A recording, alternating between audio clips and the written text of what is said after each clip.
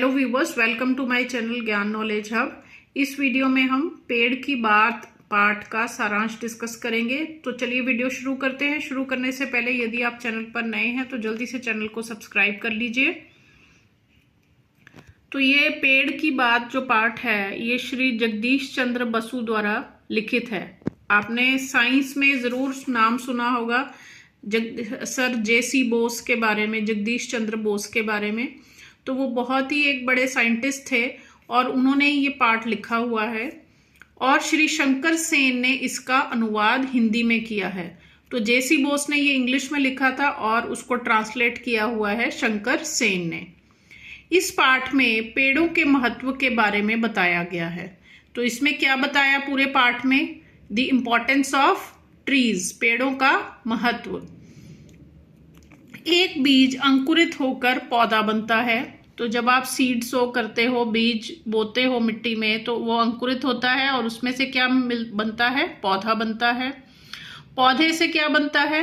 पेड़ बनता है और पेड़ों से फल फूल और बीज उत्पन्न होते हैं। यही बीज धरती में पुनः जाकर इस चक्र को चलाते हैं। तो पहले बीज आते हैं पेड़ों के ऊपर और ये बीज जब गिरते हैं धरती में तो दोबारा से वही साइकिल शुरू हो जाता है। फिर से बीज अंकुरित होता है, फिर पौधा निकलता है, फिर पेड़ बनता है और फिर उसके ऊपर फल फूल और बीज आ जाते हैं। अंकुरित बीज का वह भाग जो धरती के अंदर जाता है उसे जड़ और जो भूमि के ऊपर रहता है उसे तना कहा जाता है। तो जब सीड जो है स्प्राउट होता है तो उसका जो पोर्शन उसका मिट्टी के अंदर जाता है वो रूट बन जाता है, जड़ बन जाता है और जो ऊपर रहता है वो तना कहलाता है, शूट कहलाता है। धीरे धीरे पौधे पर पत्तियां आती हैं जो कि सूर्य के प्रकाश की सहायता से पेड़ के लिए भोजन बनाती हैं। तो फिर धीरे धीरे प्लांट के ऊपर क्या आती हैं? पत्तियां आ जाती हैं, लीव्स आ जाते हैं और सनलाइट की मदद से, सूर्य की रोशनी की मदद से वो खाना बनाना शुरू कर देती हैं। और आपने साइंस में पढ़ा हुआ है इस प्रोसेस को प्रकाश संश्लेषण या फोटोसिंथेसिस कहते हैं। जड़ों के माध्यम से मिट्टी में उपस्थित द्रव्य तने और पौधे के शेष भागों तक पहुंचते हैं। तो मिट्टी में भी कुछ न्यूट्रिएंट्स होते हैं, कुछ द्रव्य होते हैं। वो कैसे पौधे के अलग अलग पार्ट्स तक पहुंचते हैं? वो तने और पौधे के शेष भागों में जड़ के माध्यम से पहुंचते हैं। तो मिट्टी में से जड़ खींच लेती है द्रव्यों को और वो जो पौधे के जो बाकी के पार्ट्स हैं, पत्ते हैं, फूल और स्टेम है उसकी, वहां तक वो उसका जो द्रव्य है वो पहुंच जाता है। भोजन निर्माण की प्रक्रिया को प्रकाश संश्लेषण कहा जाता है। ये मैंने आपको पहले ही बताया है। जिस प्रोसेस से जो खाना बनाते हैं प्लांट्स उसे प्रकाश संश्लेषण या फोटोसिंथेसिस कहते हैं। इस प्रक्रिया में पौधे हमारे द्वारा छोड़ी गई कार्बन डाइऑक्साइड को ग्रहण कर ऑक्सीजन छोड़ते हैं।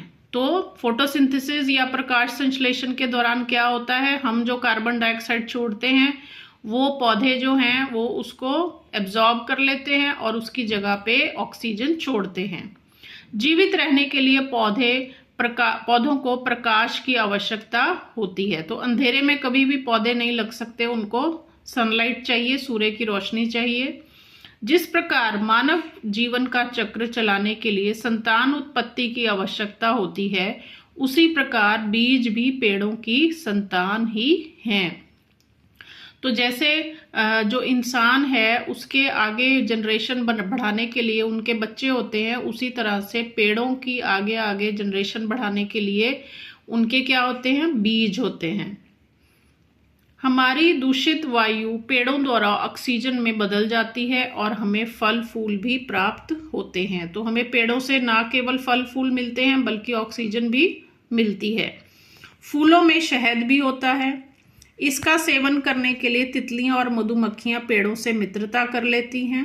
यह जीव पराग कणों के स्थानांतरण से प्रजनन प्रक्रिया में सहायक बनते हैं। तो आपने साइंस में किया होगा रिप्रोडक्शन इन फ्लावर्स। तो ये मधुमक्खियां और तितलियां क्या करती हैं, फूल के ऊपर बैठती हैं और उसका जो पराग होता है, उसका जो एंथर होता है, वो उनकी टांगों के साथ चिपक जाता है और दूसरे फूल में ट्रांसफर किया जाता है। और इस स्थानांतरण के द्वारा क्या होता है, प्रजनन की प्रक्रिया होती है। प्रजनन मतलब रिप्रोडक्शन प्लांट्स में होती है। समय के साथ पेड़ों की शक्ति क्षीण होने लगती है। तो जैसे जैसे उम्र बढ़ती है, जैसे मानव शरीर भी बूढ़ा हो जाता है, तो पेड़ों की उम्र भी बढ़ जाती है, तो वो बुढ़ापे की ओर अग्रसर होने लगते हैं।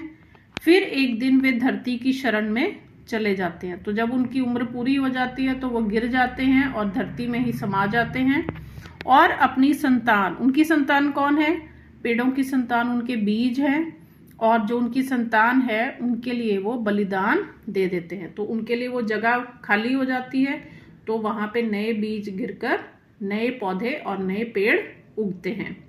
तो ये था इस पाठ का सारांश। अगर आपको वीडियो यूजफुल लगा हो तो लाइक और शेयर करना ना भूलें।